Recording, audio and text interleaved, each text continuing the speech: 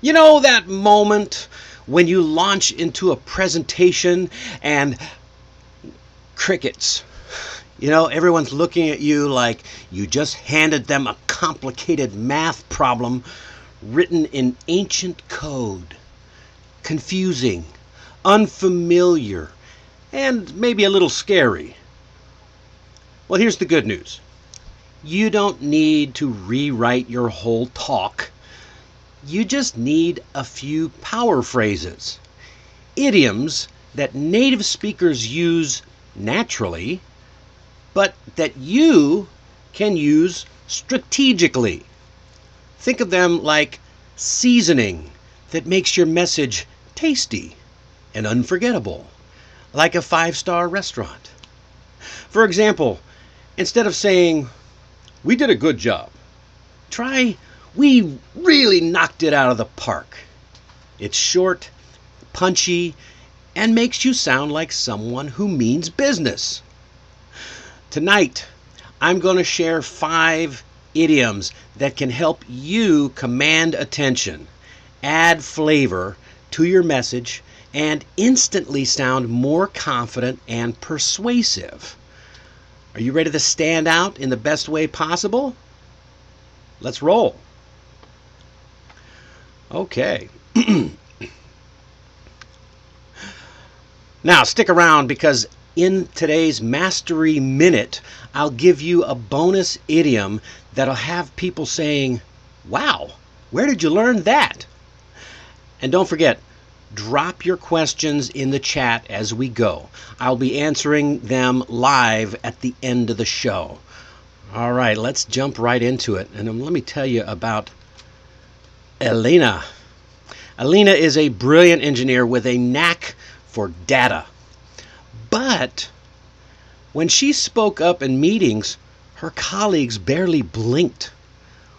One day, before presenting her latest findings, she smiled and said, "I know this might sound off the wall, but hear me out." Oh, that phrase, "off the wall," got a chuckle. It made people sit up, relax a little bit, and start to listen. Why?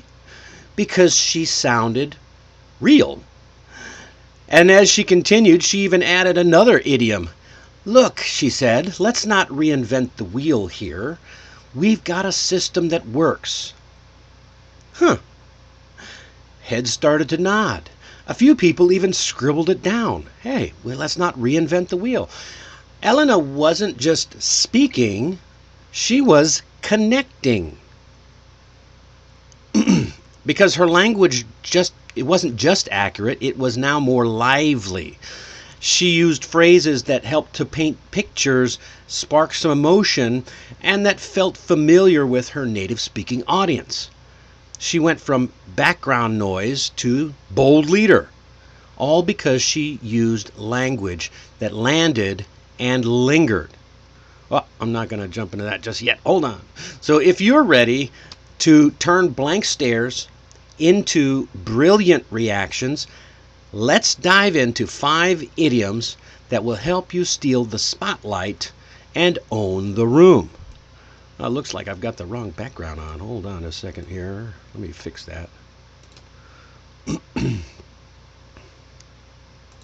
Oh, that's not it. Where did my... Let's go back. We're going to do a little troubleshooting here. Make that go away. Hey, look, I'm back. All right, I'm back. Okay, let's bring our everything back up. Okay. Sorry about the technical difficulties, folks, but you know how it is. Can't be perfect all the time. All right, let's get into it. Mastery. Here we go. So, imagine that you are the final speaker in a long and dull meeting. People have become distracted. They're sitting there checking their phones until you step up and tell a personal story that's both hilarious and heartfelt. And suddenly, eyes are up, heads are nodding, people are smiling, and by the end, someone says, "Wow, you should have opened up the session." Well, that's what it means to steal the show. Steal the show. It actually means to attract all the attention and praise in a performance or an event. You can use this, even if it's a work performance. If you have taken over the job and really shined, you stole the show. It comes from theater. Imagine that, me, the old theater guy, using a theater idiom.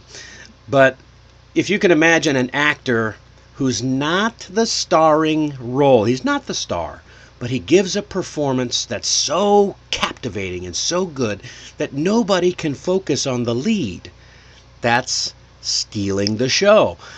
So, for example, you might say, wow, Maria's opening anecdote or opening story was so funny that she completely stole the show. Next up, I know, we talk about this one. I've talked about this before. I think we did a Mastery Minute about breaking the ice. But picture this. You walk into a tense meeting where everybody's stiff and silent, kind of like stone-faced, and you start by cracking a small joke or sharing a quick funny story about your commute to work or something that happened over the weekend. Laughter starts to bubble up, shoulders start to relax, conversations start to flow, and that is breaking the ice. What does it mean? It means to do or say something that will relieve the tension or help to get conversation going. Why do we say break the ice, though? That seems a little strange. Well, back in the olden days, and even still today, rivers and large bodies of water would freeze in the wintertime, and it would make it hard to ship items back and forth. So they made special ships to break through those frozen rivers and reach the other side so that they could get communications and trade flowing again, literally breaking the ice to make the progress. So you might say something like, I started with a joke to break the ice before our big project meetings. Sometimes that's important. If you're in a meeting and everything seems a little bit chilly, try breaking the ice with a little joke or funny story. I love this one. Hit the nail on the head. You're in a team meeting. Imagine it. And everyone is dancing around the real problem. Nobody wants to talk about it. So you speak up and say, I think the issue is we've been focusing on features, not on user benefits. Suddenly there's silence, but then nods. Why? Because you nailed it. Now everyone's on track. That is hitting the nail on the head. It means exactly what it sounds like, to describe exactly what is causing a situation or to do something in the most effective way. You hit the nail on the head. Obviously, it comes from carpentry, where you have to strike the nail directly on the head with the hammer, and it goes in perfectly. You don't want to hit your thumb. That's not good. Don't hit your thumb. So, for example, you might even say, when you said we needed more visuals, you really hit the nail on the head. When you want to tell someone that they're right, you say, you really hit the nail on the head. The next one up, knock it out of the park. We mentioned that earlier. You walk into your first big client pitch feeling a little nervous, right? But you did prepare. You tell a great story. You explain your solutions clearly. You answer every question with confidence. And in the end, the client says, when can we start? Well, that is knocking it out of the park. It means to perform exceptionally well. Not just get by, you're not just getting by. It means you're doing really well, exceptionally well. So obviously, as you can tell by the picture, it comes from baseball. But to knock it out of the park means you've hit the ball all the way out of the stadium or up into the stands. That's called a home run, because nobody can throw the ball back. So you might use it like this. Wow, your proposal really knocked it out of the park. Everyone loved it. So, and last one up is pack a punch. Imagine that you've presented or you're presenting a 15-minute summary of a complex project. But instead of overwhelming people with data and facts and figures, you show one simple, bold graphic or tell one bold story that makes everyone go, wow, that tiny slide said more than 20 pages could. That's what it means to pack a punch. Pack a punch, it means to have a strong effect even if the size is small or you've mentioned something briefly. It means it stands out, it really packs a punch. Obviously, this comes from boxing slang. It means a short but very powerful blow. Isn't it funny how many idioms that we have that come from sports? For example, you might say, wow, that one slide summary really packed a punch. I still remember it from last weekend. All right, here, I'm going to give you a little pro tip because idioms, these are only 5 idioms, but idioms are important to spice up your language. So when you hear an idiom, write it down. And if you want to actually remember these idioms and other idioms, you need to use them. Really, you've got to use them. Try writing a short story, maybe a personal experience, using all 5 of the idioms that we've talked about today.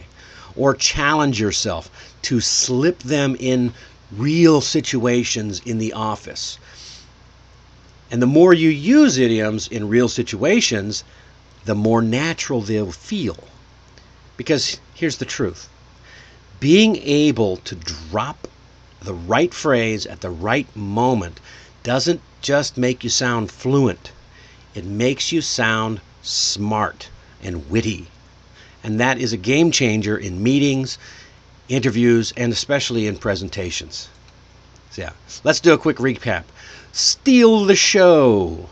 Steal the show when you take the spotlight, or when someone else takes the spotlight, even though something or someone was supposed to be in the limelight. Break the ice. We know that. That means to lighten the mood. Help by making a story or a joke. Hit the nail on the head. If you want to tell someone they were right, they hit the nail on the head. Knock it out of the park. To really exceptionally perform well. Just do an exceptional job. And last one, pack a punch. Those little things that make a big difference. They really pack a punch. We're going to move it along here. All right. Your challenge for this week, try it out. Try it out. Pick one idiom and use it in your next meeting or email or casual conversation.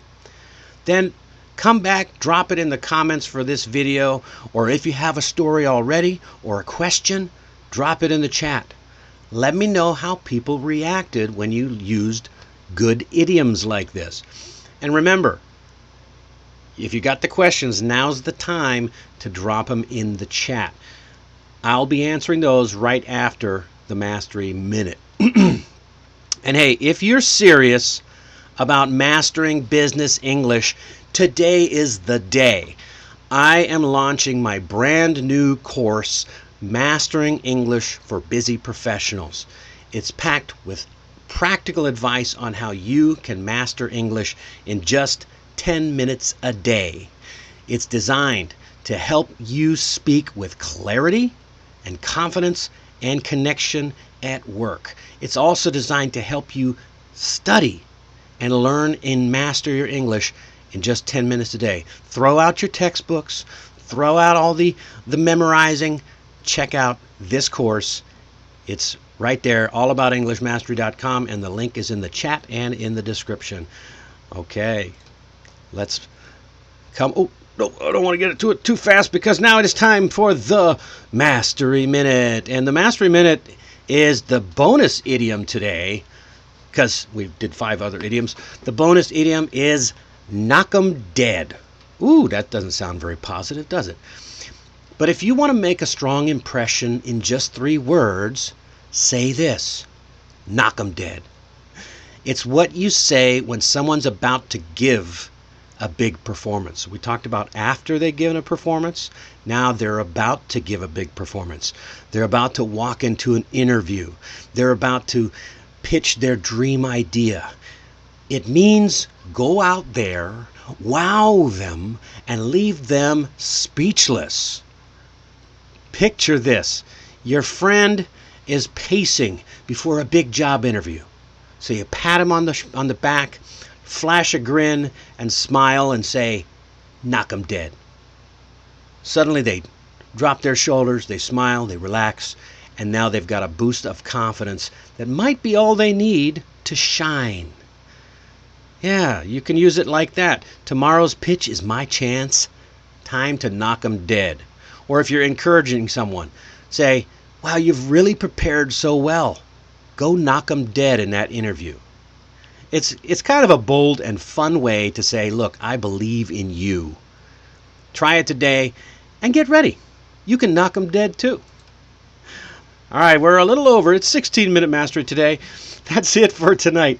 If you learned even one new idiom, I'm going to ask you to give us a like, hit the subscribe so you don't miss a beat. Next episode on Wednesday, we're diving into how to make your ideas grow. Literally. You'll learn powerful language tools to help your thoughts flourish in conversation and writing, especially when you're brainstorming, sharing creative ideas, or presenting innovative solutions. Don't miss it. Until then, keep practicing, keep showing up, and go steal the show. We'll see you again Wednesday at 9:30 Korea time, 8:30 in Taiwan and Hong Kong. And if you're not there, you'll have to figure it out for yourself. We'll see you next time.